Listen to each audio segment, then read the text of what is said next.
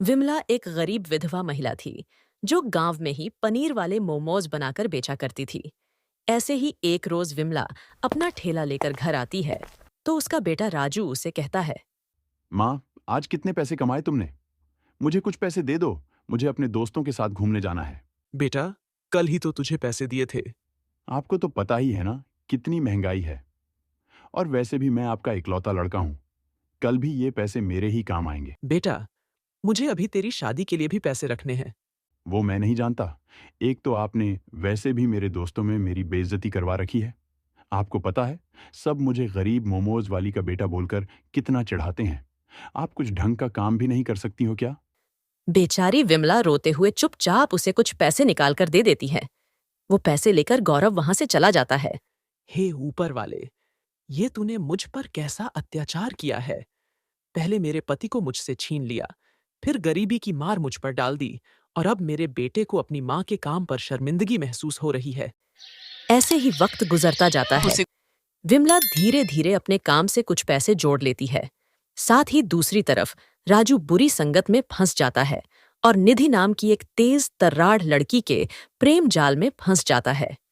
वो अक्सर राजू से नई नई चीजों की डिमांड करती थी, जिसके लिए राजू अपनी माँ से लड़ झगड़ कर पैसे लेता था। एक रोज विमला काम से लौटते वक्त राजू और निधि को एक साथ देख लेती है। बेटे, वो लड़की कौन थी और उससे तेरा रिश्ता क्या है? वही जो एक लड़के और लड़की का होना चाहिए। मैं उससे प्यार करता हूँ और उससे शादी करना चाहता हूँ।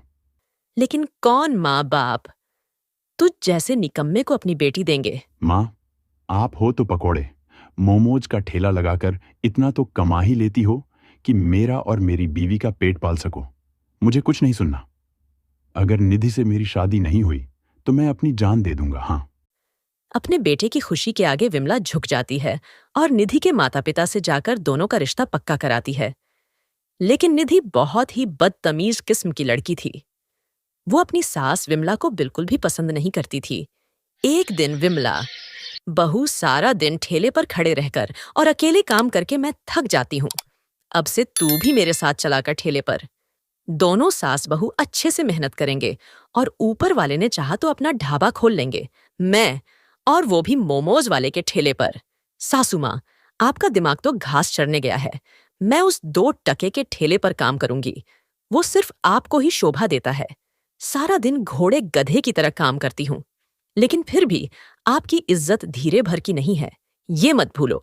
बहू की उसी 2 टके के ठेले की वजह से तुम और तुम्हारा पति 2 वक्त का खाना खा पा रहे हैं। इतना कहकर जानकी काम पर चली जाती है, लेकिन उसकी ये बात निधि को गुस्से से लाल कर देती है। धीरे धीरे वो राजू को उसकी माँ के खिलाफ भड़का देती है और एक दिन ऐसा आता है जब वो दोनों विमला से अलग हो जाते हैं। मुझे छोड़कर मत जाओ बेटा, तुम्हारे अलावा मेरा है ही कौन? इस बुढ़ापे में मुझे तुम दोनों की जरूरत है। मेरे बेटे, मेरे बच्चे, मत जा कर आखिर क्यों रुकिए? आपके साथ आपके इस ठेली के अलावा और है ही क्या? मैं अपने पति को अच्छी नौकरी दिलवाऊंगी, फिर हम दोनों खुशी खुशी अपनी जिंदगी झेंगे। इतना कहकर दोनों घर छोड़कर चले जाते हैं और बेचारी विमला अकेले रह जाती है। ऐसे ही कुछ समय बीतता है। विमला अब बहुत बूढ़ी हो चली थी, जिस वजह से उसकी तबीयत खराब रहने लगती है, लेकिन फिर भी वह अपना काम करती रहती है। तो वहीं दूसरी तरफ राजू की अब तक कोई नौकरी नहीं लगी थी। साथ ही निधि भी गर्भवती हो जाती है, जिस कारण वो कर्ज के बोझ तले दबते जाते हैं। ऐसे ही एक शाम कुछ गुंडे उनके घर आकर धमकी देते हैं। ओए राजू, ओए तूने हमें बहुत बेवकूफ बना लिया बे। आज तो हम अपने पैसे लेकर ही जाएंगे। तभी वो गुंडे उनके साथ हाथापाई करने लगते हैं, जिसमें निधि को धक्का लगता है और वो पेट के बल गिर जाती है।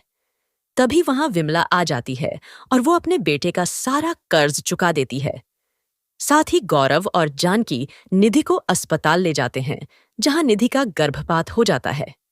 अब उसे अपनी गलती का एहसास हो जाता है और वो अपनी सास से माफी मांगते हुए कहती है, माँ जी मुझे माफ कर दीजिए। अब अपने बच्चे को खोने के बाद मुझे ये एहसास हुआ कि एक माँ को उसके बेटे से अलग करके मुझसे कितनी बड़ी गलती हुई है।